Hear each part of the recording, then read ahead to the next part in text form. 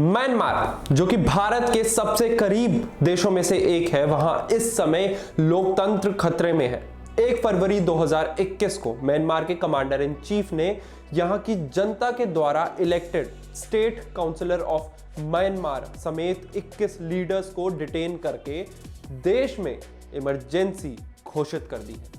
सभी चैनल्स को, रेडियोस को बंद करके मिलिट्री ऑपरेटेड टीवी चैनल द्वारा यह बताया गया कि अब म्यांमार देश मिलिट्री के कंट्रोल में है और इंटरनेट सर्विसेज को भी बंद कर दिया गया है। सड़कों पर भारी मिलिट्री फोर्स है। लोग यहां प्रोटेस्ट करना चाह रहे हैं, लेकिन किसी को भी घर से बाहर आने की अनुमति नहीं दी गई है।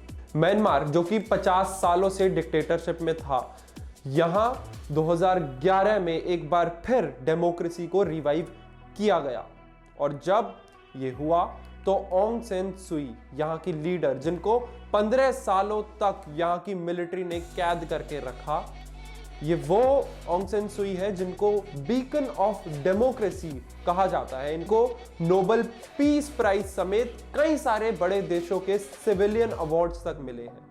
इनको कैद करके रखा था, लेकिन 2011 में एक बार फिर इनकी पार्टी को इलेक्शंस लड़ने दिया गया। इनकी पार्टी को इससे पहले ब्लैक लिस्ट कर दिया गया था, मगर एक बार फिर इनकी पार्टी पावर में आई जब यहां पर फेयर इलेक्शंस हुए।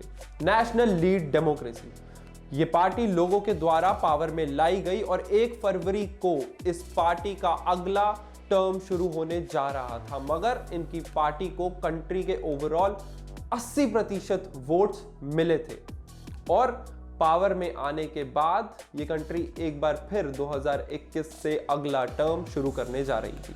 मगर इलेक्शंस में जिस ऑपोजिशन पार्टी को मिलिट्री द्वारा सपोर्ट था, उसके हारने के बाद अब कंट्री में एक बार फिर मिलिट्री रूल है और 1 साल तक की इमरजेंसी भी घोषित कर दी गई है। यहां आपको एक बात जाननी बहुत जरूरी है कि म्यांमार का कॉन्स्टिट्यूशन खुद म्यांमार की मिलिट्री को यह पावर देता है, मगर यह कॉन्स्टिट्यूशन 2008 में मिलिट्री द्वारा ही अमेंड किया गया था। सरकार चाहे तो संविधान में तब्दीली कर सकती है, यानी कि जो ऑंग सैन सुई की पार्टी है वो संविधान में अमेंडमेंट्स कर सकती है इस चीज को लेकर, मगर इसके लिए 75 यानी 75% पार्लियामेंट को इसके फेवर में वोट करना जरूरी है।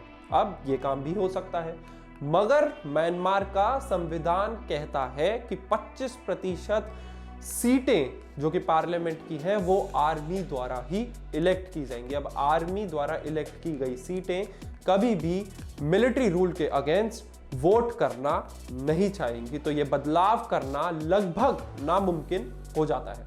पूरी दुनिया की सबसे बड़ी डेमोक्रेसीज ने इस पे चिंता जताते हुए जो बाइडेन और यूनाइटेड किंगडम के प्राइम मिनिस्टर बोरिस जॉनसन ने इसके खिलाफ सैंक्शंस भी किए हैं। ऑस्ट्रेलिया, यूएसए, यूरोप में इसके खिलाफ लोग प्रोटेस्ट कर रहे हैं, मगर चीन एक ऐसा देश है जो अब भी इसके फेवर में ही है। इसके साथ साथ मिलिट्री फोर्सेस ने यह भी कहा है कि नॉन चाइनीज देशों को कंट्री से आइसोलेट किया जाएगा, उनसे व्यापार तक बंद कर दिया जाएगा।